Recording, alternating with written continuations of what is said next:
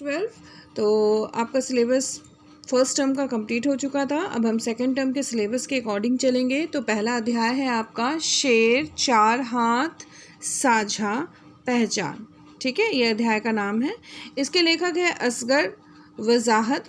तो पहले मैं आपको कवि परिचय एक बार बता देती हूँ, फिर मैं अध्याय शुरू करूँ। असगर वजाहत, जन्म सन 1946। सन 1946 में उत्तर प्रदेश में असगर वजाहत का जन्म हुआ।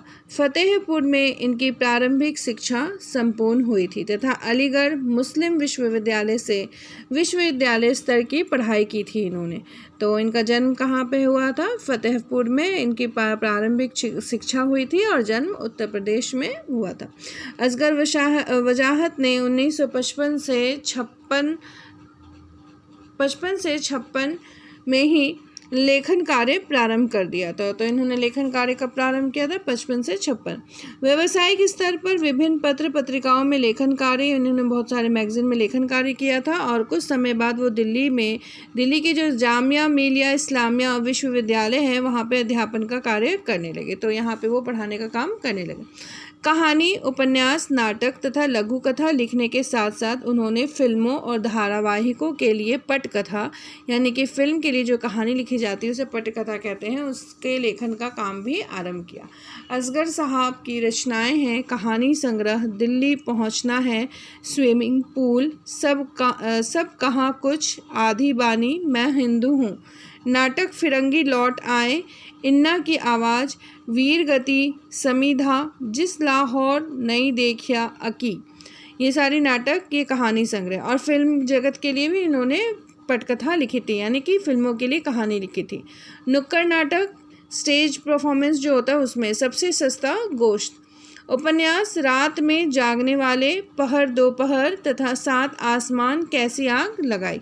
असगर वजाहत की भाषा में गांभीर्य, सबल भावाभिव्यक्ति एवं व्यंग्यात्मकता है। जो भी आप कहानी पढ़ेंगे वो व्यंग से ही भरी हुई आपको मिलेगी।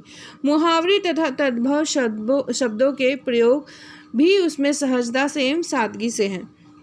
असगर वजाहत ने गजल की कहानी वृत्त चित्र का निर्देशन भी किया तथा बूंद बूंद धारावाहिक का लेखन भी किया।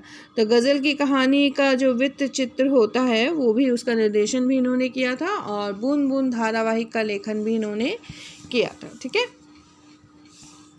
शेर, पहले पाठ का परिचय समझ लीजिए। शेर प्रतीकात्मक और व्यंग्यात्मक लघु कथा, एक छोटी सी कहानी है जिसमें प्रतीकात्मक आपको मिलेगा, किसी को प्रतीक रख करके कहानी लिखी गई है। समाज की बुराई पे व्यंग किया गया है, इसलिए व्यंग्यात्मक यह कहानी है।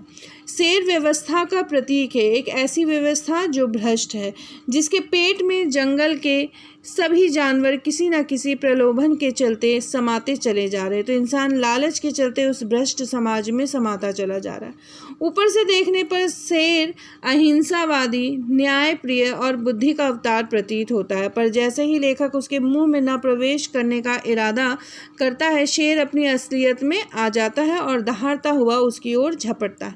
तो जब आप उस व्यवस्था के खिलाफ जाते हो जो भ्रष्ट है, तो वो आपको नहीं छोड़ता है।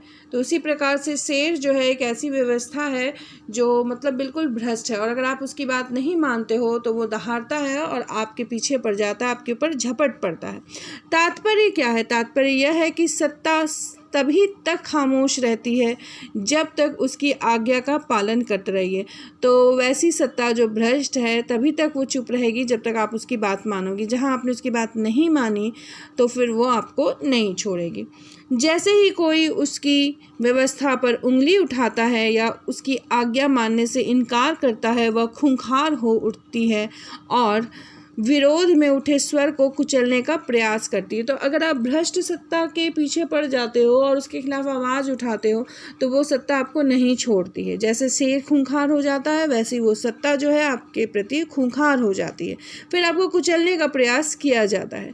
इस कहानी के माध्यम से लेखक ने सुविधा भोगियों, छद्म क्रांतिकारियों, अहिंसावादियों और सह अस्तित्ववादियों के ढोंग पर प्रहार किया है। जो लोग ये दिखाते हैं कि हम बहुत अच्छे हैं, बिल्कुल हम अहिंसावादी हैं, बिल्कुल हम गलत काम नहीं करते हैं, वो असल में ढोंग कर रहे होते हैं। और सह अस्तित्ववादी यानी कि जो सिर्फ अपने अस्तित्व के बारे में सोचते हैं, जो अपने सुविधा के बारे में सोचते हैं, जो सुविधा के भोगी होते हैं, जो क्रांतिकारी होते हैं, ये सभी जो हैं ढोंग रचाते हैं आपको अपने जाल में फंसाने का, भ्रष्ट समाज बनाने का। व्यवस्था अगर गलत है और अगर आप विरोध करोगे तो आपको कुचल दिया जाएगा। तो कहानी क्या है? प्रतीकात्मक है। ये शेर क्या है? ये भ्रष्ट सत्ता, बिल्कुल भ्रष्ट सत्ता का आपके सामने प्रतीक रखा गया है।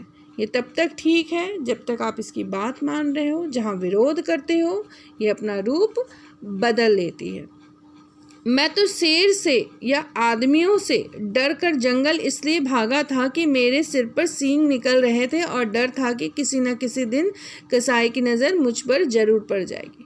तो कहानी की शुरुआत कैसे होती है? लेखक बता रहा है कि मैं उस शहर से जो भ्रष्ट है या उन आदमियों से जो भ्रष्ट है उनसे डर कर दूसरी ओर, दूसरी जगह जैसे कि जंगल, उस जगह चला गया। और मैं इसलिए वहाँ भाग गया क्योंकि मेरे सिर पर सिंग निकल आए। सिंग निकल आने का अर्थ ये हो गया कि मैंने उस सत्ता का विरोध किया था। तो जब मैंने उस सत्ता का विरोध किया तो वो सत्ता मेरे पीछे पड़ गई, तो मैं भागा वहाँ से, अपनी जान लेकर मैं भागा वहाँ से और मैं जंगल में चला गया। और मुझे ये भी डर था कि किसी न किसी दिन वो भ्रष्ट समाज या वो भ्रष्ट लोग जो हैं वो मुझे काट डालेंगे या मार डालेंगे, क्योंकि मैंने उनका विरोध किया है। इसीलिए उस सत्ता को या उस भ्रष्ट समाज को कसाई कहा है लेखक ने। जंगल में मेरा पहला ही दिन था जब मैंने बरगद के पेड़ के नीचे एक शेर को बैठे हुए देखा। तो जिस समाज को, जिस शहर को और आदमियों को लेखक छोड़ के आए, उनसे भी बड़ा रूप उसे जंगल में यानी कि दूसरे शहर में, दूसरी जगह में मिला। और वो बरगद के पेड़ के नीचे बैठा, मतलब वो एक ऐसी व्यवस्था को चला रहा था जो दिखने में बिल्कुल आपको ऐसे लग रहा था कि अहिंसावादी हो, जैसे शेर ने एक संन्यास ले लिया हो। वो व्यवस्था जो है अपने आप में ऐसी थी कि आपको लगेगा ही नहीं कि वो व्यवस्था भी भ्रष्ट है, क्योंकि वो लोगों को इस तरह से बेवकूफ़ बना के अपनी व्यवस्था में फंसा रही थी कि मानो ऐसा लग रहा था किसी शेर ने संन्यास ले लिया हो। एक शेर को बैठे हुए उन्होंने देखा, मतलब एक ऐसी भ्रष्ट सत्ता को उसने देखा जिसे उन्होंने छोड़ दिया था उस दूसरे शहर में और दूसरे आदमियों के बीच। बस ये आप समझ लीजिए कि उसका दूसरा रूप है, बस ये रूप जो है उससे बड़ा है। शेर का मुंह खुला हुआ था। शेर का खुला मुंह देखकर मेरा जो हाल होना था वही हुआ, यानी मैं डर के मारे एक झाड़ी के पीछे छिप गया। तो इस व्यवस्था को देख करके मैं फिर से डर गया और मैं छिप गया, मतलब इस व्यवस्था को मैं नहीं अपना सकता था। ये एक ऐसी व्यवस्था थी जिसे आप अगर नहीं अपनाते हो, इनकी बात नहीं मानते हो, तो ये आपको कुचल देती, मतलब आपको आगे नहीं बढ़ने देगी। अगर आप ऐसे भ्रष्ट सत्ता के विद्रोह करोगे, विरोध करोगे, तो ये आपको कुचल देगी। तो लेखक जो है वो ऐसी सत्ता को देखकर डर जाते हैं। वो सत्ता किसके रूप में दिखाई गई है? शेर के रूप में दिखाई गई है। देखिए ये गौतम बुद्ध की मुद्रा में बैठा है, संन्यास लिए हुए बैठा है, मतलब ये भ्रष्ट सत्ता जो है अपने आप में बहुत अच्छी सत्ता दिखाई गई है, अहिंसावादी दिखाई गई है। मैंने देखा कि झाड़ी की ओट भी गजब की चीज़ है। अगर झाड़ियाँ ना हो तो शहर का मुंह ही मुंह हो और फिर उसमें बच पाना बहुत कठिन हो जाए। तो शेर का मुंह ही मुंह रह जाएगा अगर झाड़ी ना हो, मतलब अगर छिपने की कोई जगह ना हो उस व्यवस्था से, तो व्यवस्था जो है उस मनुष्य को बिल्कुल निगल लेगी। कुछ देर के बाद मैंने देखा कि जंगल के छोटे मोटे जानवर एक लाइन से चले आ रहे हैं और शेर के मुंह में घुसते चले जा रहे। शेर बिना हिले डुले, बिना चबाए जानवरों को गटकता जा रहा। यह दृश्य देखकर मैं बेहोश होते होते बचा। तो यहाँ पे जैसे कहानी लिखी गई उसके अनुसार शेर जैसे जानवरों को खाए जा रहा है, बिना चबाए खाए जा रहा है, वैसे ही भ्रष्ट सत्ता जो है वो लोगों को अपने जाल में फंसाए जा रही है और अपने अंदर किए जा रही है। मतलब उस भ्रष्ट सत्ता में सभी लोग जो हैं वो समाते जा रहे हैं बिना कोई सवाल पूछे, क्योंकि वो सत्ता अपने आप में ऐसी बनी हुई है जैसे अहिंसावादी सत्ता है। जैसे उस सत्ता में, जैसे उस व्यवस्था में कोई भी दोष नहीं है, लेकिन लेखक ये सब देख करके डर जाता है, वो बेहोश होते होते बचता है। उसे समझ नहीं आता कि आखिर ये जो जंगल के जानवर यानी कि शहर के जो लोग हैं वो ऐसी व्यवस्था और ऐसी सत्ता को अपना कैसे सकते हैं, कैसे अपना रहे हैं, वो ढोंग के पीछे छिपे हुए उस राज को समझ क्यों नहीं पा रहे। तो लेखक जो है बेहोश होते होते बचते हैं।